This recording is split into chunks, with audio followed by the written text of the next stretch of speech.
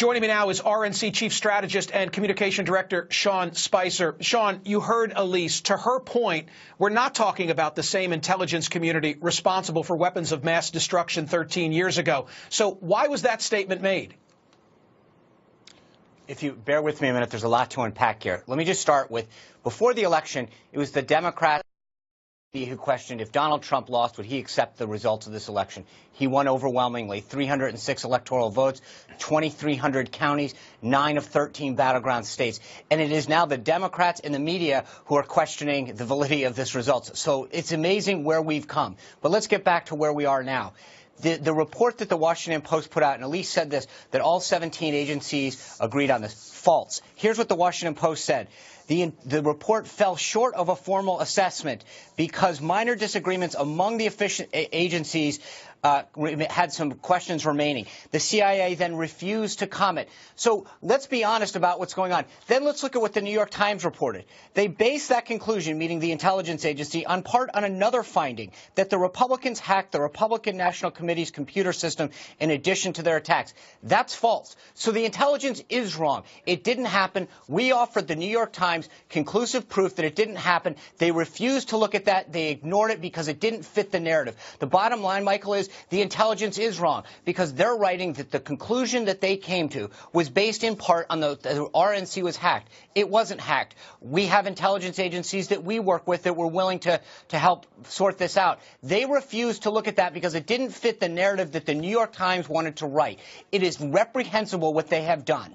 And so I do question so many of these things. One, if that's how the intelligence was based, then it clearly is wrong, and we were willing to offer proof to that point. Second, the report was not conclusive among the 17 intelligence agencies. They admit that. Three, if the CIA is so convinced of this, why won't they go on the record and say that it was, as they did with the DNC?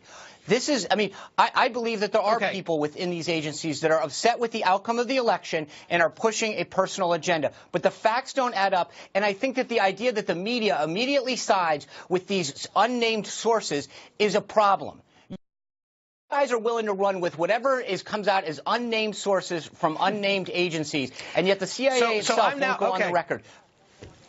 Sean, come on. I am sitting here as first of all, to your first point. To your first point, the reason that Donald Trump was questioned so often as to whether he'd accept the result, if I have to remind you of this, is because Donald Trump himself was casting doubt before the election on whether he was going to accept the result of it. That's why all the questions came his way. I'm not sitting here as a Democrat. I'm not sitting here as a Republican. I'm not even sitting here as an independent. I'm sitting here as an American who is so frustrated by the idea that people are suiting up in their usual jerseys on this issue, respectfully including you, and instead of uniting against a common enemy, in this case, Putin and Russia, and being pissed at the idea that he put his thumb on the scale in our election. Instead, you look at the result of the election and you decide, well, we like the result of the election, and therefore we don't want to deal with this anymore. Hold on. Wait. Just stop for a second. I'm not suiting up. I'm actually using facts. Facts that the Washington Post even put in there. This is what they wrote. They wrote that the 17 agencies couldn't conclude with certainty what happened. They wrote that, not me.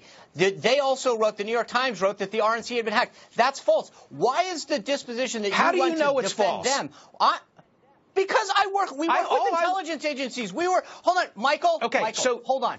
We were willing to offer the New York Times inside access to know what happened. We were willing to offer them proof. They chose not to engage in that conversation, not us. I sat there with senior folks from the New York Times last night and said, I will bring you inside. We will give you access to certain things so that you can see that we are telling the truth, that we can prove this. They chose not to engage in that conversation because it didn't fit their narrative. So when it comes, respectfully, we are the people actually trying to show this. So please don't turn around and put it on me. This is what we are trying to work with these agencies and these reporters to get it right. You are saying, just so I'm clear, that's not on me. Okay, all right, I want to understand. I want to understand facts. You are telling me that you know to a certainty that the RNC was not hacked by the Russians or anyone else. And so to the extent, whether it's the Post, the Times, CNN, to the extent that anyone reports, including the CIA, that the RNC was hacked, Sean Spicer knows that to be a falsehood.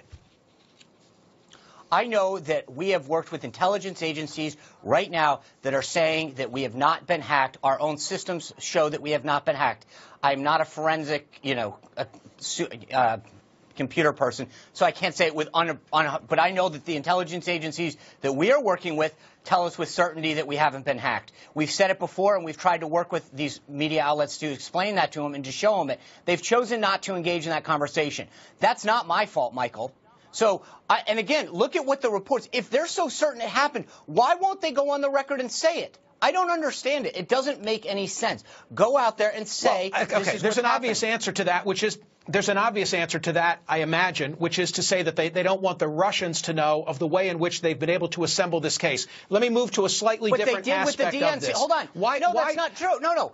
But no, please don't make excuses for them. They did when they came. When I'm not making excuses for anybody. They came out, and hold on, Michael. They came out and said with respect to the DNC, and the DNC confirmed it. Okay, so I don't understand why. Look, there is questions on that side. We've been willing to talk to people to show that it wasn't true, and people are willing to ignore it. So on the flip side, there was a difference when it came to what happened on the DNC. And I'm just trying to get the facts out there. And somehow it's, well, you must be lying. You must not be accepting the facts. I'm actually trying to get the truth out there. I didn't say that to you. Okay. Sean, different aspect of this. No, Michael, the implication, hold on, Michael, with all due respect, you said that why won't we accept the facts and we're suiting up and taking our positions. No.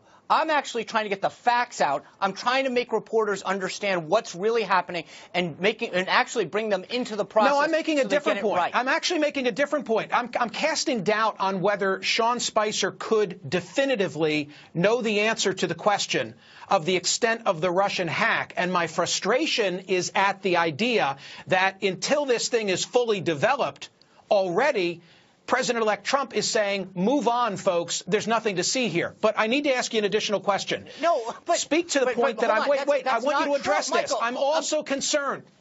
Come on. I'm being fair to you, but I got to get a word in every once in a while. I'm also troubled by the idea that my president-elect, he's going to be all of our president, is already throwing under the bus the intelligence community with whom he's going to have to work on life and death matters. Wasn't that a troubling thing to do at 9:34 last night Michael, the New York Times, in their story, said that they based their conclusions on the fact that the RNC was hacked. Okay? If the RNC was not hacked, then that casts doubt on their conclusions. I don't understand why this is that difficult to understand. If you're basing something regardless of whether the RNC was hacked, and that would be a big and new development, I think we know to a certainty, given Podesta and Debbie Wasserman Schultz, that the DNC was hacked. Why aren't we as Americans upset about the fact that a foreign hostile actor, apparently, put its thumb on the scale in our election? And why doesn't Donald Trump want to get to the bottom of that as he takes office? That's the issue. Well, first of all, there's one is I am outraged. I don't think any foreign entity, any individual, any entity. Well, why don't you say that? And why didn't Trump say that in the statement Michael, last night? That's what I haven't heard. Stop and let me. Okay, I just said it. Let me actually take yes for an answer. I said it. Okay? I don't think, Donald Trump doesn't think, no one thinks that a foreign entity should be interfering with the U.S. elections. Bottom line, full stop, I said it. Now let's get to the next thing. What proof does anyone have that they affected the outcome? Because I've heard zero.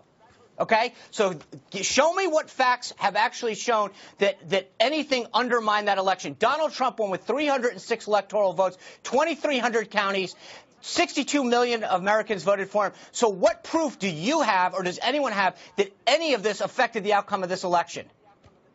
I'm just an American who's trying to discern all that I'm reporting on and reading. Then answer the question, Michael. Yes. You're asking me, show me give me one fact that an outcome was changed. Ask Debbie Wasserman. I can't say that it impacted the ultimate outcome, but that it took place. Ask Debbie Wasserman Schultz.